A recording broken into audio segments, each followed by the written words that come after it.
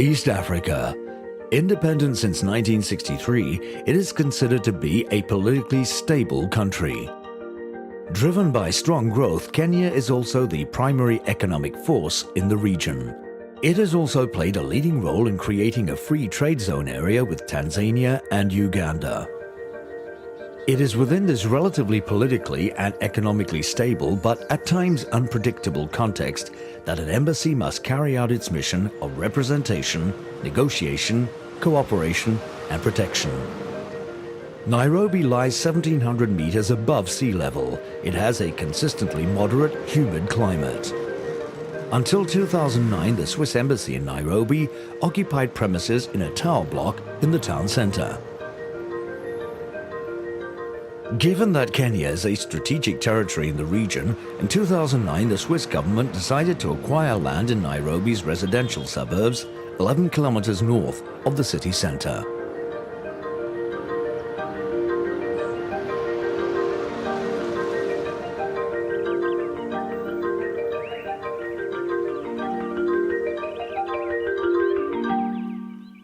The site comprises 4,000 square meters sloping northeast, full of lush vegetation.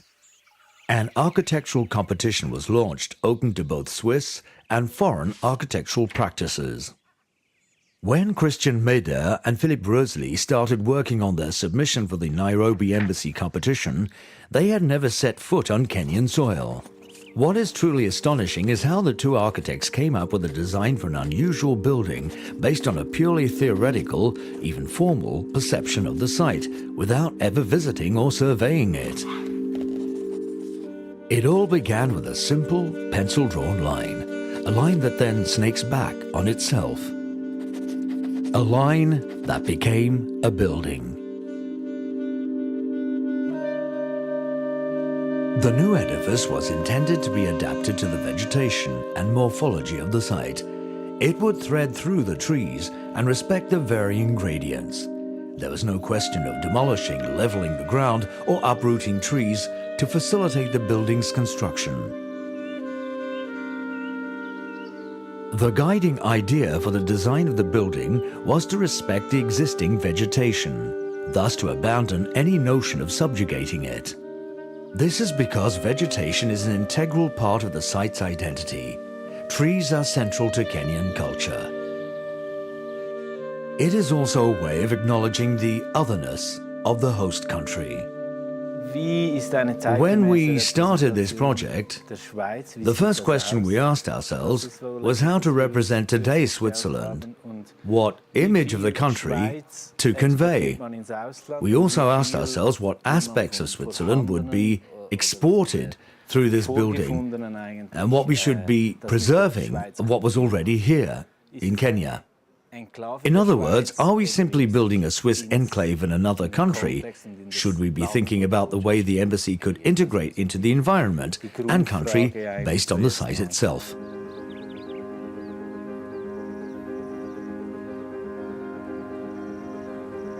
An embassy generally comprises two clearly distinct parts. First, the outer wall, which protects. Then, the body of the building, a space for negotiation and representation, which is tucked inside this protective wall.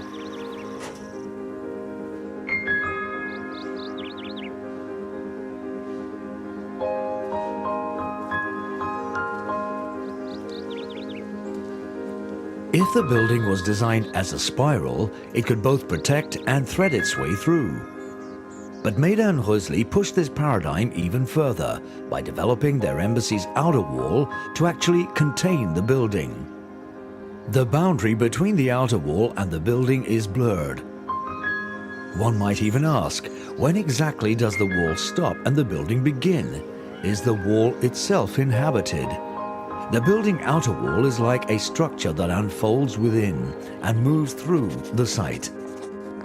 The architect asserts the organic unity between outer wall and building. The gentle spiraling form allows for protecting the institution from the outside with its 2.50 meter walls, while also offering a sculptural dimension amidst the lush vegetation.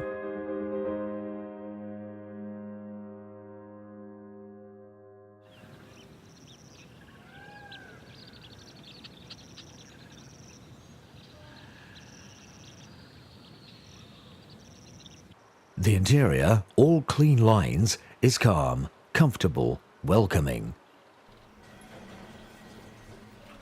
On closer inspection, the building, particularly when seen from above, gives the impression of being both geometric with its polygonal discontinuities and zoomorphic. So the building might also call to mind a stylized serpent or salamander. The embassy thus appears to be articulated like a primitive sculpture, with its straight lines and darting angles. The building's monochromatics underscore this reference to a vernacular art. In Kenya, the landscape is striking for two basic colors: the intense ferrous red of the soil and the striking green of the vegetation. The building seeks to attain unity between a modernist architectural vision and a consideration of certain givens, of certain characteristics of East Africa, such as the color red, a kind of noble archaism, or the geometry of plant architecture.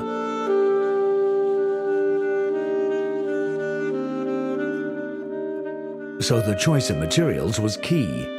Right from the start, it had to be exposed concrete. Exposed concrete is a protective and hard-wearing material. At the same time, it can be very sculptural, even playful, which endows it with a kind of lightness. Moreover, chromatically speaking, it can be treated to echo the red of the Kenyan soil.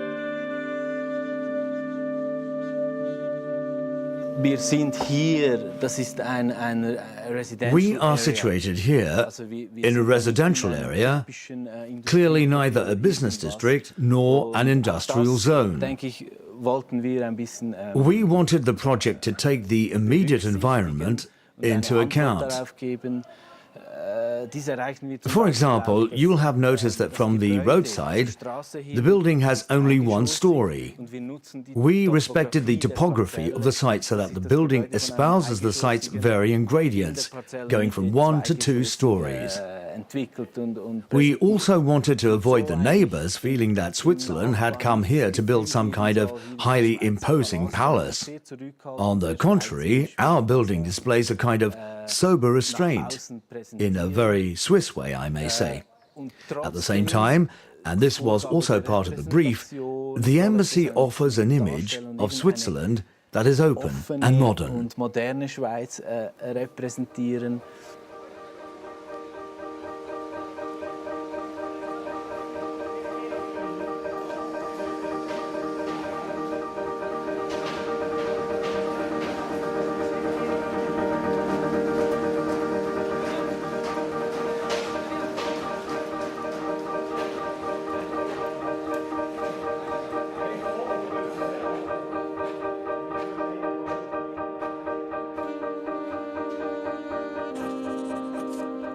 This connection to the landscape and vegetation is likewise enhanced by large picture windows which punctuate the facades, like openings to the outside, to nature.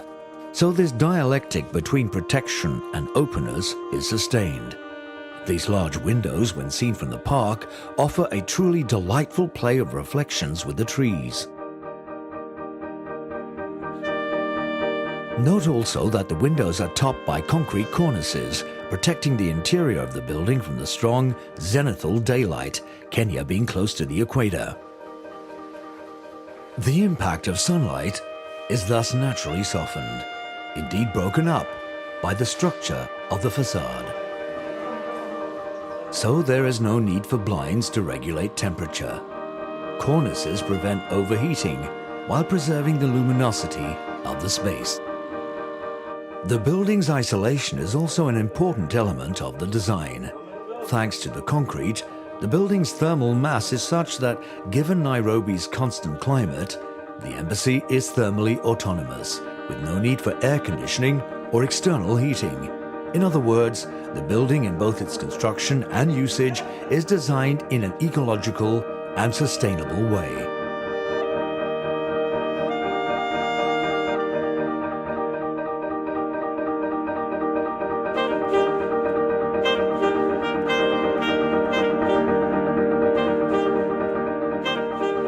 The idea of a collaboration with local businesses, of a knowledge exchange, all the while retaining high technical standards, is central to the philosophy of the building. It was in effect jointly built by Kenyan and Swiss companies. The process was cooperative, with a transfer of skills.